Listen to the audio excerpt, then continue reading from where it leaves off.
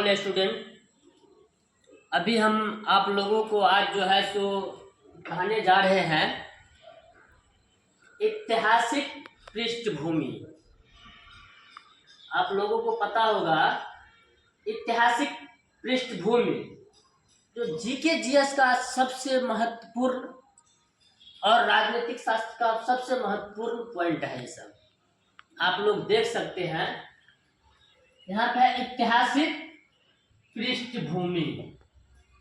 आप लोगों को बता दूं, भारतीय संविधान का विकास, भारतीय संविधान का विकास आप लोगों को पता होगा।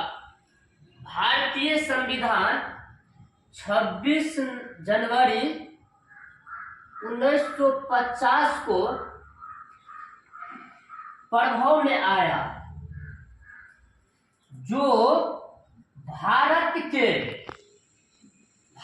के एक प्रभुत्व से एक संप्रभु लोकतांत्रिक गणराज्य में परिवर्तन का प्रतीक था। Doctor B R. अम्बेडकर ने प्रारूप समिति के अध्यक्ष के रूप में महत्वपूर्ण भूमिका निभाई। बी.आर. अम्बेडकर जो था, प्रारूप समिति के अध्यक्ष के रूप में उनका महत्वपूर्ण भूमिका निभाया था। प्रारूप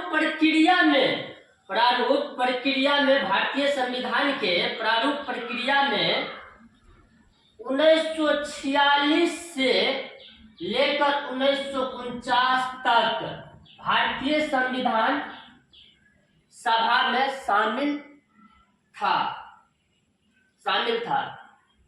जिसमें व्यापक विचार विमर्श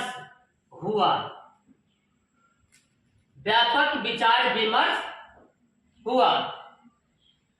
इसके विकास का दो प्रमुख कालखंडों को समझा जा सकता है।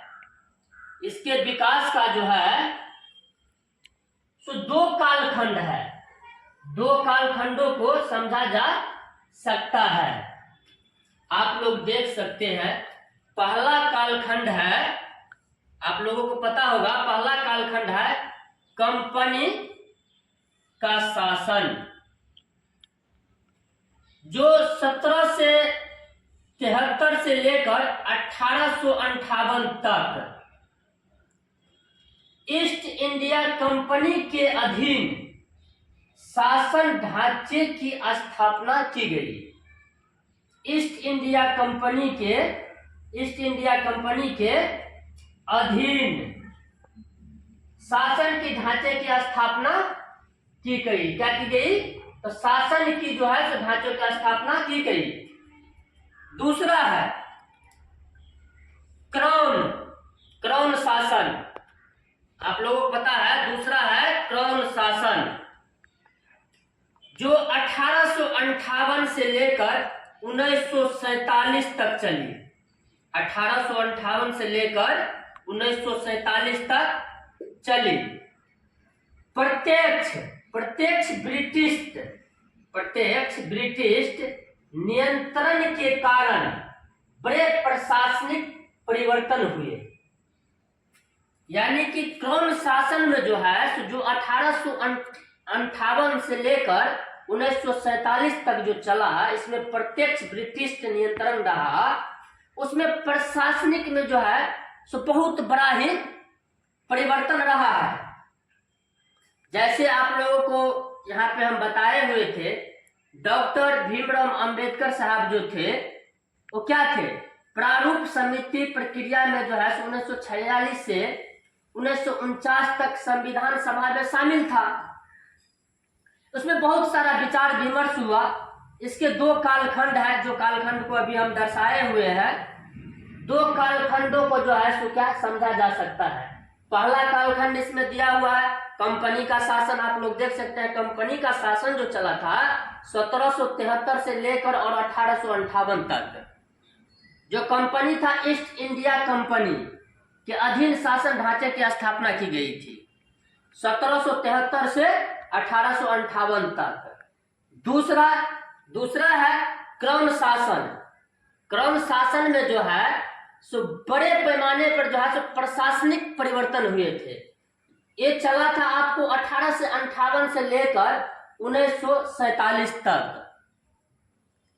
अगर आप लोग ऐतिहासिक पृष्ठभूमि आप लोगों को बताए हैं, भारतीय संविधान का विकास, इसका जो विकास हुआ था, तो आप लोगों को बारीकी से हम एक एक चीज बताए हैं। अगर आप लोगों को यह वीडियो अच्छा लगे तो आप लोग अधिक से अधिक लाइक और शेयर और कमेंट कीजिएगा, ताकि हम लोगों का मनोबल बढ़ सके। इससे भी अच्छा कंटेंट में आप लोगों को हम समझा सके। इतना ही कहकर बहुत बहुत धन्यवाद।